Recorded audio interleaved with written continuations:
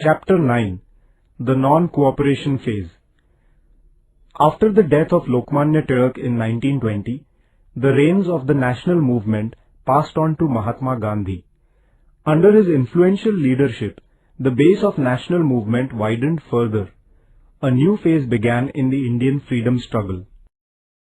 Gandhiji's work in South Africa. Gandhiji began his work in South Africa. In Africa, the black people and the Indian residents were subjected to injustice and tyranny by the British government. Gandhiji opposed this injustice and secured justice for the people there by leading them on the path of Satyagraha. Gandhiji arrives in India. In 1915, Gandhiji returned to India from South Africa. He toured the length and breadth of India. He took up the cause of the peasants and workers here. He adopted the novel path of Satyagraha for this cause. Satyagraha. Gandhiji used the novel technique of Satyagraha for the first time in India. Resisting tyranny and injustice by non-violent ways was an important aspect of this technique. To offer resistance of this kind, great forbearance is required. The aim of Satyagraha is to make the person who inflicts injustice on others aware of the truth and justice of the matter, and thus to bring about a transformation in his or her opinion. Gandhiji taught that a Satyagrahi must never resort to violence and untruth. Even an ordinary person can follow the path of Satyagraha. That is why people in India and the entire world chose the path of Satyagraha to resist injustice. Leaders like Martin Luther King in the United States of America and Nelson Mandela in South Africa, who struggled for the rights of the black people, were greatly influenced by this way adopted by Gandhiji. Champaran Satyagraha. In 1917, the British planters had forced the peasants of Champaran in Bihar to cultivate indigo. Gandhiji did a Satyagraha to resist this exploitation and secured justice for the peasants. Kheda Satyagraha. Due to constant famines, the crops had failed in the Kheda district of Gujarat. The government had compelled the peasants to pay land revenue. The local peasants, therefore, started a no-tax movement in Kheda district in 1918. Gandhiji accepted the leadership of this movement. Very soon, the government waived the taxes. The workers' struggle in Ahmedabad. There was a tremendous rise in the prices of daily necessities during the First World War. Even then, the mill owners did not increase the workers' wages. This gave rise to discontent among the workers. Gandhiji led the mill workers in their strike and undertook a fast. The mill owners gave in and increased the wages of the workers. Satyagraha against the Rowlatt Act. The discontent against the British government among the Indians was growing day by day. The British government appointed a committee under the chairmanship of an English judge, Rowlatt, in order to check it. The government passed a new act in accordance with the recommendations of this committee. This is known as the Rowlatt Act. The act authorized the government to arrest any Indian without inquiry. There was no appeal against the punishment given under this act. This Black Act enraged the people all over the country. Gandhiji declared a Satyagraha as a mark of protest against this act. He appealed to all Indians to observe a Hartal on 6 April 1919. The response of the Indian people to this appeal was overwhelming. Jallianwala Bagh Massacre. The struggle against the Rowlatt Act became more intense in the Punjab province. The government resorted to repressive measures. Gandhiji was not allowed to enter the Punjab. General Dyer issued orders banning public meetings in Amritsar. Prominent leaders like Dr. Satyapal, Dr. Saifuddin Kichlu were arrested in Amritsar. To protest against these developments, a meeting was called at Jallianwala Bagh in Amritsar on 13 April 1919 on the occasion of the Baisakhi festival. General Dyer ruthlessly opened unrestrained fire on the unarmed people who had gathered for the meeting. About 400 men and women were killed in the massacre, and hundreds were wounded. Michael O'Dwyer, the administrator of the Punjab, was responsible for this massacre. As a mark of protest against this massacre, Rabindranath Tagore renounced the knighthood conferred upon him by the British government. Martial law was promulgated all over the Punjab.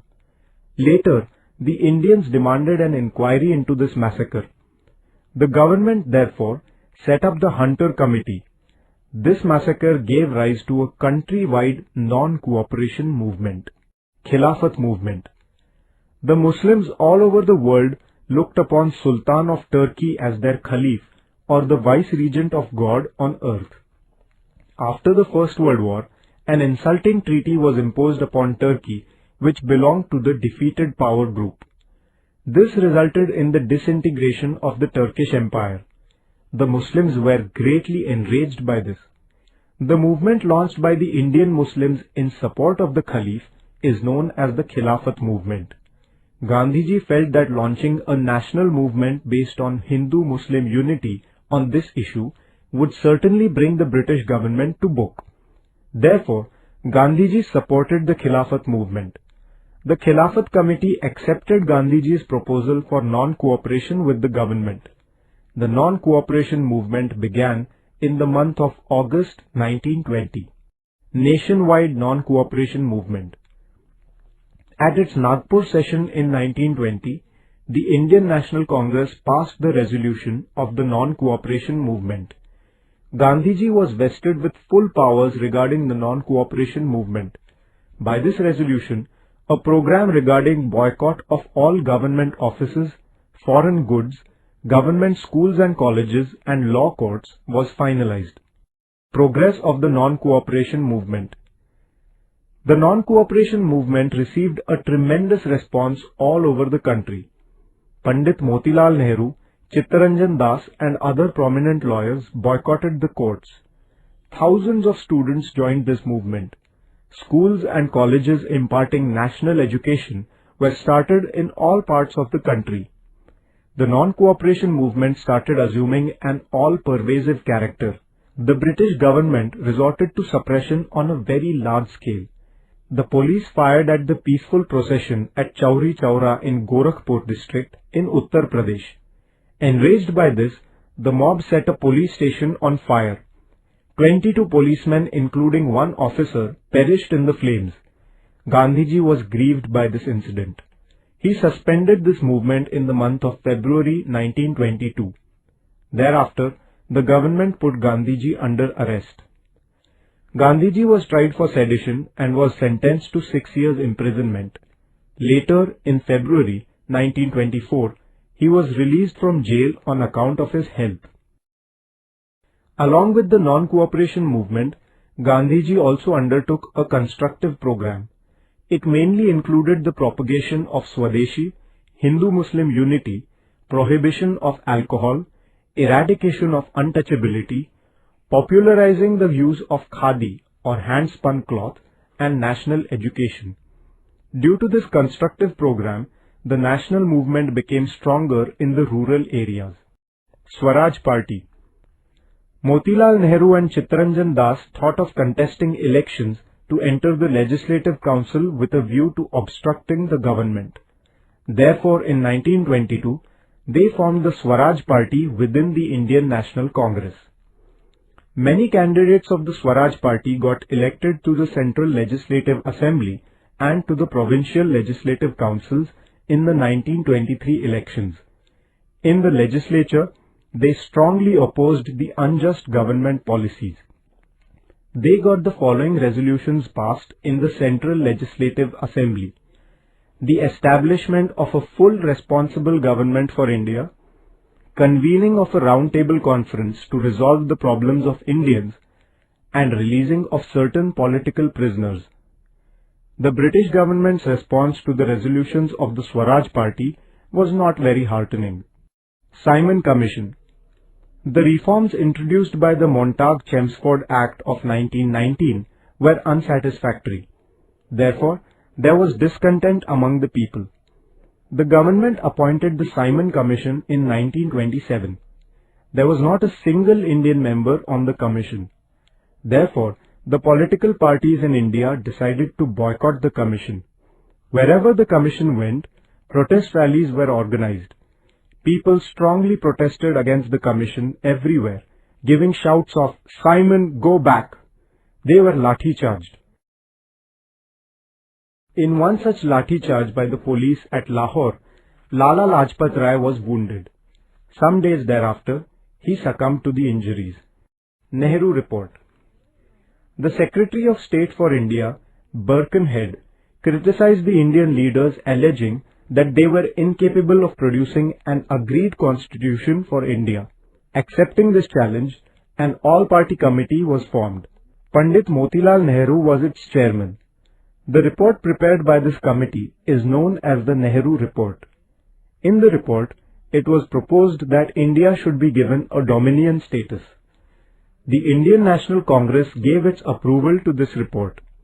Simultaneously, the government was warned that if it did not accept the provisions of the Nehru Report by the end of the year 1929, the Congress would launch a non-cooperation struggle.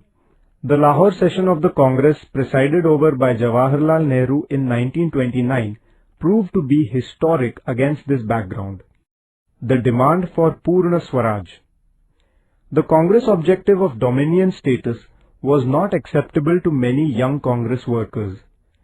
Pandit Jawaharlal Nehru and Subhash Chandra Bose were the leaders of the young generation of congressmen who demanded Purna Swaraj, complete independence. Due to the influence of the group of these young men, the resolution of Purna Swaraj was passed at the Lahore session of the Congress. Thereby, the Congress abandoned the objective of dominion status for India. Complete independence became the goal of the national movement thereafter. It was decided that the 26th of January should be observed as Independence Day. All over the country, on 26 January 1930, it was pledged to lead the freedom struggle on its non-violent path in order to make India independent of the British power. Everywhere in the country, the atmosphere was charged with a new spirit.